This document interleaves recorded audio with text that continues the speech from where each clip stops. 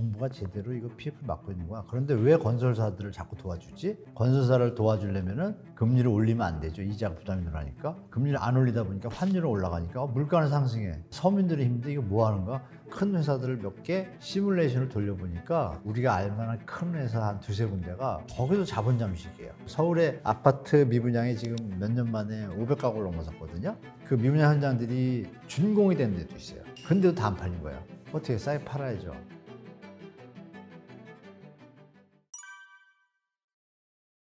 우리 시청자분들 아시지만 벌써 한 2년 돼가죠. 2022년 10월 달에 레고랜드 때 뭐 난리가 났잖아요. 갑자기 환율은 1,400원대로 가고 그만큼 부동산 PF 문제, 그러니까 PF를 정부가 보증선 건데 못 갚겠다 이러니까 난리가 났었죠. 근데 그것이 이제 국가기관 공사 입장에서 지자체에서 벌어진 일이었음에도 불구하고 갑자기 시장에 유동을 쳤어요. 그게 뭐냐면 만약에 건전한 상태였다면 그렇게 유동을 안 쳤을 거예요. 주택이 분양이 안 되는 수준의 어떤 문제들이 있지 않나라는 것들이 시장에서 이제 논의가 되기 시작했고, 실제로 정부가 급하게 나섰잖아요. 나서가지고 막 해서 하여간 잘 진정을 시켰는데 새마을금고 사태, 그게 갑자기 또 나오는 거예요. 그러니까 시장에서 어떻게 생각해요? 뭐지? PF 진짜 문제 있는 거 아니야? 정부가 제대로 이거 PF를 막고 있는 거야. 그런데 왜 건설사들을 자꾸 도와주지? 국민들이 지금 많이 힘든데 건설사를 도와주려면은 금리를 올리면 안 되죠. 이자 부담이 늘어나니까. 금리를 안 올리다 보니까 환율은 올라가니까 물가는 상승해. 서민들이 힘든데 이거 뭐 하는 거야? 이제 약간의 비판의 소리가 나오기 시작하니까 정부가 이런 얘기를 작년 말에 발표했죠. 이복환 금감원장이 한계 기업은 스스로 책임져라. 이렇게 약간 스탠스를 바꿉니다. 그 얘기 뭐냐면은 다 도와주지 않겠다는 얘기죠. 그러면 한계 기업이 있다는 얘기잖아요. 한계 기업은 아시죠? 이자도 못 내는 회사. 그러면 이자를 못 내면 문 닫게 되죠. 상황이 안 좋다는 얘기니까. 근데 그런 PF 현장들이 꽤 있는 거예요. 그 현장들이 지금까지는 버티고 있는데 갑자기 12월에 그 얘기하기 전에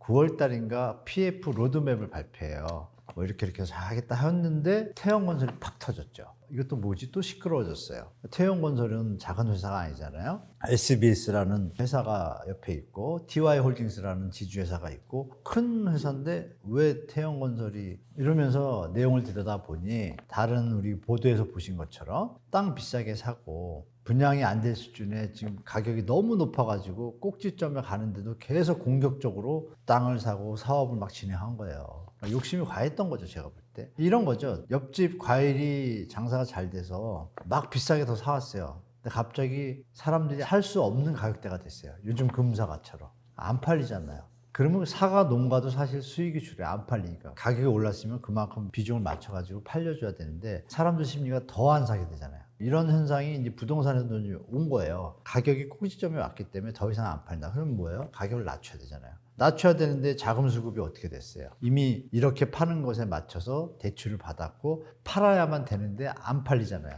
그럼 팔려면은 착공을 하고 공사를 지어야 되는데 건축비가 또 올랐잖아요. 그러면 대출기관 입장에서 돈을 더 투입해야 되는데 이게 불안하단 말이에요. PF라고 그러죠. 본 PF. 본 PF를 안 하게 되니까 브릿지론 상태에서 스톱이 됐잖아요. 그 스톱이라는 얘기는 뭐예요? 브릿지론은 이자가 세요. 이자가 높기 때문에 1년, 2년 지나면 남을 돈 뭐 10%, 15%, 보통 사업이 10에서 20%거든요, 최대. 그 돈이 요새 그 레고랜드 사태 이후에 조달금리라고 그러죠. 빌려 쓰는 돈의 금리가 신용등급이 조금 낮은 데들 막 12%, 14%고 높은 데들도 6, 7, 8%예요. 그러면 2년이면 16%, 25%막 날아가잖아요. 수익은 다 없어졌잖아요. 손실이 확정된 거예요. 그러면 정리돼야 되죠. 그 위험한 현장들이 몇 개는지 잘 모르잖아요, 사람들이. 모르는데 정부에서는 괜찮다, 연착륙 한다 계속 해왔잖아요. 그러면 그 핵심이 뭐예요? 그것이 괜찮은 것은 부동산을 누가 사줘야 되잖아요. 근데 우리 아시잖아요. 지금 매수가 많이 줄었잖아요. 사주는 사람이 없으면 그게 버틸 수 있나요? 이자를 못 버티잖아요. 미국이란 큰 나라도 은행이나 상업용 부동산이 지금 폭폭 자빠지는데 대한민국이 무슨 뭐, 그렇죠 여러분? 그래서 제가 볼 때 그것들이 이제 정리되는 수준으로 가는 과정 속인데 4월 15일이 감사 보고서 제출 기한이에요. 법인들. 그 감사 보고서에서는 자세한 내용들이 들어가거든요. 근데 태형 같은 경우에는 감사 거절을 받았어요. 거절을 받으면 주식 상장, 거래 정지, 상장 폐지 사유의 시작이에요. 이런 여러 가지 요인들을 보면 왜 이렇게 좀 안 좋아지지 느낌 받으실 텐데, 중요한 것은 이제 태형처럼 PF 현장에 이 현장이 만약에 우발체무라고 하죠. 잘못됐다라고 가정을 할 때 그것도 PF 현장에만 10개가 있는데 좀 큰 회사들은 많잖아요. 작은 회사들은 한두 개지만 큰 회사들은 10개가 있다고 할 때 5개 정도는 지금 분위기가 우발체물로 될 거라고 예측이 돼요. 태영이 그렇게 하니까 부채 비율이 마이너스 1040%가 나왔습니다. 저번 분기에. 마이너스란 자체는 일단 돈이 하나도 없던 얘기인데 1040%는 갚을 돈이 그만큼 더 많은 거예요. 자본금보다. 어마어마한 일이죠. 물론 과정 속에서 워크아웃 하면서 나아질 수 있는 소지는 있지만 분명히 문제는 있죠. 쉽지는 않다는 걸 느끼실 거고. 그런데 그 방식으로 큰 회사들을 몇 개 시뮬레이션을 돌려보니까 우리가 알만한 큰 회사 한 두세 군데가 거기도 자본 잠식이에요. 좀 심각하죠. 그래서 시장에서는 여러분 제가 여기서 처음 말씀드리는데 8월 달에 아마 PF 문제가 좀 크게 불거질 수 있습니다. 가시화되고 제 예측은 그렇습니다. 8월 전후로 8월이나 그 이유는 여러분 뭐냐면 기본적으로 말씀드리면 10월이었으니까 1년이면 작년 10월이었고요. 2년이면 올해 10월이잖아요. 그럼 10월 달이 딱 우리가 바닷물을 다 마셔봐야 짠 건 아니잖아요. 손가락 찍어도 알잖아요. 그러면 10월이 딱 되기 전에 그때 가서 감사를 다시 한번 해야 이게 사업이 되겠구나 안 되겠구나 알겠어요. 아니면 7, 8월만 돼도 느낌이 오겠어요. 그때까지도 분양을 못하거나 진도가 안 나갔으면 그럼 2년 차에는 아까 말씀드렸잖아요. 이자가 8%면 16%고 수익 다 날라가고 손실 확정되고 이런 시간들의 어떤 집결점이 그 시기인 거예요. 7, 8, 9월 그때거든요. 10월은 2년 차잖아요. 그죠? 이런 부분 생각하시면 하반기에 좀 PF 문제가 좀 불거질 가능성이 높다라고 저는 예측하고 있습니다. 네, 정부가 뭐 막고 있다라는 느낌을 우리 시청자분들도 많이 받으셨을 텐데 좀 의아하죠. 의아한데 무슨 약점이 잡혔나까지는 제가 말씀드릴 수 있겠어요. 아니고서야 이렇게까지 건설사에 우리가 여러분 아시는 전세 사기 젊은 분들 피해 볼 때 지원하는 거에 비하면 너무 극명하게 대비가 돼요. 이건 좀 합리적으로 생각해도 좀 이상하다, 정상적이지 못하다라고 다 느낌을 받으실 겁니다. 작년 12월에 그때서야 1년 만에 한 개 기업은 스스로 책임지라는 얘기를 뒤늦게 하잖아요. 그리고 최근에 로드맵이 나왔어요. 로드맵이 나왔는데 그것도 웃깁니다. 그 로드맵이 정부 자금이 지원이 되는데 그럼 분양가가 낮아야 사잖아요. 비싸니까. 정부 자금이 지원되는데 분양가가 원래 현재 100원이라 그러면 98원에 분양하겠다는 로드맵을 만들어 놨어요. 그게 팔릴까요? 잘못되면 정말 이제 일이 커지는 거예요. MB 정부 때 이걸 말씀드립니다. MB 정부 때는 투명했습니다. 근데 이번 정부는 이 부분이 투명하지 못한 것 같아요. 좀 오픈을 잘 안 하고 뭐가 문제였는지 모르겠어요. 모든 국민들이나 제가 판단할 때 약간 합리적인 대책 방향은 좀 아닌 것 같다는 생각이 자꾸 들어요. 빨리 정리를 하던지, 그죠? MB 정부 때 사례를 말씀드리면 이렇습니다. 분양 현장이 분양가가 너무 높고 여러 가지 문제로 분양이 안 되니까 대출해준 대출기관들도 또 문제가 생기고 여러 가지 연쇄적으로 문제가 생길 걸 아니까 과감하게 정리를 합니다. 어떻게 하냐면 분양가에서 10에서 20% 할인해서 분양을 하면 그러면 좀 팔리겠죠? 그 당시에 LTV, 지금 DSR이 그때는 없었어요. LTV를 80%까지 풀어줍니다. 조금만 마음 있으면 집을 살 수 있게 해주는 거예요. 게다가 만약에 너무 형편없는 현장이고 진도가 안 나온다 그러면 LH가 매입을 70% 합니다. 너희가 이거를 나중에 살릴 수 있으면 환매 조건부로 돈을 투자해주고 이런 형태를 취해서 일단 숨통을 터주고 그 대신에 70%에 만약에 환매 조건부가 아닌 현장들은 70%에 샀으니까 어때요? 일단 적정선이겠죠? 사가지고 분양을 싸게 하거나 아니면 임대주택으로 돌렸어요. 가이드를 정해준 거예요. 분양가를 20, 30% 낮추면 일단 지금 지을 수 있게 자금 지원을 해주고 그게 무슨 의미냐? 그냥 그 가격을 고수하다가 안 팔려가지고 사과가 썩어서 망하듯이 망할 수가 있잖아요. 이자가 늘어나가지고 사과가 썩는 것처럼 이자가 늘어나는 게 썩는 얘기예요. 회사가 이자가 늘어나면 남는 것보다 더 커지면 망하는 거잖아요. 그러니까 빨리 그걸 정리하면 손해가 줄잖아요. 그럼 다시 일어날 수 있는 여지가 있잖아요. 그런 가이드를 명확하게 줬어요. 그럼에도 힘들게 연착륙을 하면서 왔는데 지금은 그런 투명함이 없어요. 최근에 LH가 작년 올해 매입한 것들이 있거든요. 매입인데 시세보다 더 비싸게 사줘요. 국민 세금을 자꾸 탕진하듯이. 비판 많이 받았거든요. 그러면 LH가 발표를 해야죠. 얼마에 사겠다. 시세 대비. 그게 누가 봐도 이해가 되잖아요. 국민 세금인데. 이런 걸 가지고 조금 감시하는 기관이 없습니다.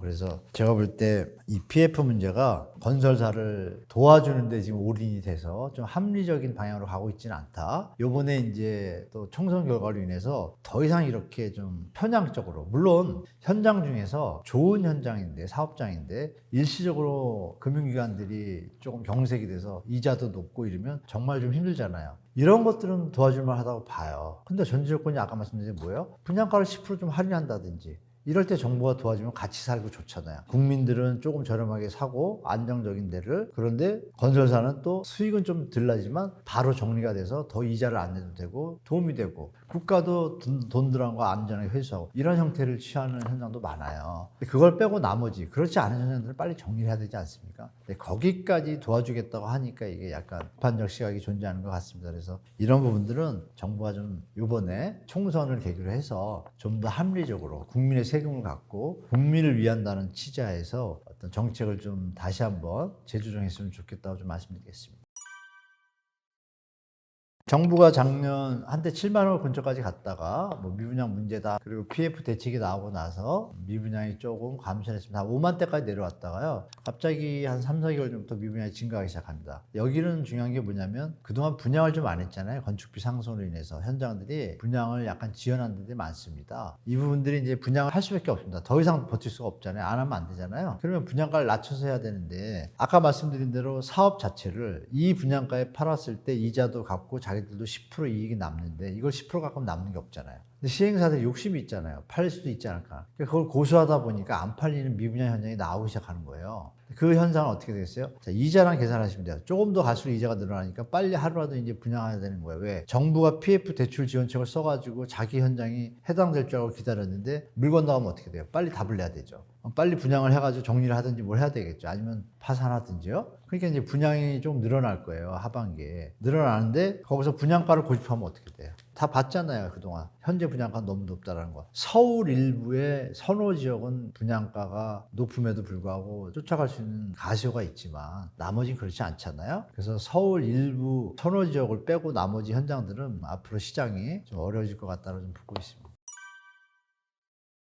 강남에서 할인 분양이 지금 벌어지고 있습니다. 벌어지고 있고, 송파구 쪽에 메인 지점에서 약간 거리감이 좀 있는 지역들이 좀 그런데, 실제로 뭐 가락동 정도만 돼도 헬리오시티가 있으니까 같은 섹터인데, 특징은 뭐냐면 대단지가 아니고요. 일단 소규모 단지들입니다. 그리고 소규모 단지를 할지라도 고급으로 짓거나 이러면 그 당시에는 분양하면 잘 팔릴 때였는데, 그거보다 더 높게 한 현장들이 지금 미분양이 난 현장들이 꽤 있어요. 서울의 아파트 미분양이 지금 몇 년 만에 500가구를 넘어섰거든요. 미분양된 현장들이. 그러면 그 미분양 현장들이 준공이 된 데도 있어요. 근데도 다 안 팔린 거예요. 어떻게 싸게 팔아야죠. 어느 아파트라고 제가 말을 못하고 마이너스 한 3억, 5억까지 할인해서 파는 데도 있어요. 뭐 1억, 2억은 뭐 저거고, 어느 데는 마이너스 피도 지금 많고, 그런 것들이 이제 송파구 일대, 강남 3구 중에 하나잖아요. 일대에 지금 현장들이 꽤 있습니다. 한 서너 군데 있어요. 무슨 누엔샵 뭐 이런 것도 있고요. 플래티넘 뭐 이런 것도 있어요. 그런 현상이 여기만 있는 것이 아니라 이제는 다른 데도 확산될 수 있는 소지가 좀 있습니다. 제가 볼 때. 지금 분양가가 계속 분양가 자율화한 이유로, 물론 이제 강남 3구는 이제 분양가 적용을 받지만, 그렇지 않은 곳들은 지금 하늘 높은 쪽으로 가고 있는데, 특히 동대문구 쪽도 막 올라갔고 동작구도 올라갔다가 지금 다른 현상들이 나타나기 시작하거든요. 그래서 아마 좀 변화가 있을 것 같습니다. 시장이 하반기에 아까 말씀드린 어떤 리스크들이 가시화되고 트리거가 되면 여러분들이 생각하시는 것보다 하락 조정, 정상화 조정 기간이 빨리 올 수도 있고, 더 폭이 많아질 수도 있고, 아니면 천천히 갈 수도 있고, 시장 상황과 정부 정책, 대응 방안에 따라서 달라지겠지만, 전체적으로 하향 조정화되는 구간이 들어간 건 맞다라고 제가 분명히 또 다시 말씀드리겠습니다. 높은 가격에 분양 받으신 분들. 근데 그분들은 뭐 실수요자도 있겠지만 주로 투자자가 많지 않을까요? 높은 가격임에도 산 분들이. 물론 그 당시에 그런 것도 있겠죠. 뭐 영끌 일부분도 있을 수도 있습니다. 있는데 그 뭐 시장 논리에서 본인들이 잘못 선택한 거니까. 주식 비싸게 산 건 누가 책임져 줍니까? 그러면 주식 시장에서 주식이 올라갔다 내려간 거를, 나는 주식을 2만 원에 샀는데 15,000원에 팔지 마라, 그게 말이 돼요? 안 되죠. 근데 아파트에는 이상하게 그런 논리, 이상한 논리를 적용하는 거예요. 내 집값 떨어진다라는 약간의 감성적으로. 아니죠. 자본주의 사회에서 냉정한 거죠. 안 팔리면 집주인, 소유주, 건설사 입장에서 당연히 싸게 팔아야 되는 거 아닌가요?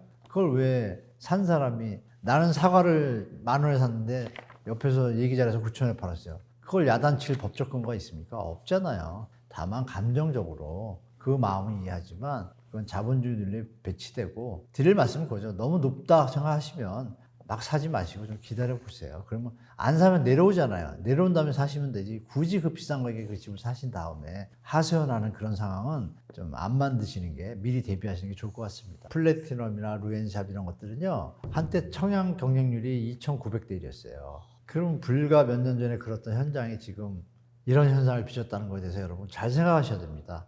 언론이나 주위에서 펌핑을 하고 막 이럴 때 안 좋은 말들 단어 쓰면서 이럴 때 흔들리지 마세요. 그래서 우리 머니인사이드 같은 이런 팩트에 대한 진실성이 있는 유튜브들을 많이 접하시면 쉽게 안 흔들리거든요. 대부분의 사람들이 쉽게 안 흔들리면 투자나 투기꾼들이 이렇게 펌핑하는 걸 따라갈 수 있을까요? 안 그렇습니다. 언론도 물론 문제죠. 언론에 뭐 이런 얘기가 100% 맞지는 않지만요. 부동산부 기자들이 갭 투자를 많이 했다는 설이 있어요. 그래서 좀 언론 기사가 조금 이해가 됩니다. 대부분의 기자분들은 그렇지 않겠지만 또 대부분의 분들이 갭 투자했다는 썰도 있더라고요. 그래서 기사가 좀 이해되는 부분도 있습니다. 어느 기자분들은 일편단심 상승 기사만 써요. 자꾸 좀 불안하게 만들고. 그런 분들은 제가 볼 때 조사 한번 해야 되지 않을까 뭐 이런 생각도 듭니다. 그래서 이 청약 경쟁률이 아시는 바와 같이 이런 부분이 있습니다. 그 제도가 바뀌어가지고 예전에 세대 주만 청약을 했는데 이번 정부에서 좀 활성화 정책 중에 세대 원도 가능한 게 있어요. 그게 뭐냐면 제가 만약에 아들, 딸이 대학생이다 그러면 19세 이상이잖아요. 그러면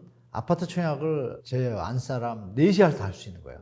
옛날에 하나밖에 안 했는데. 그러니까 이건 가짜 청약률일 가능성이 없죠. 했다가 계약을 안 한 거잖아요. 결론 미분양 났던 얘기는. 그죠? 2천 몇백 대 1인데 계약을 안 해요? 이상하잖아요? 뭐 이런 것도 여러분 다시 한번 잘 생각해 보시기 바랍니다.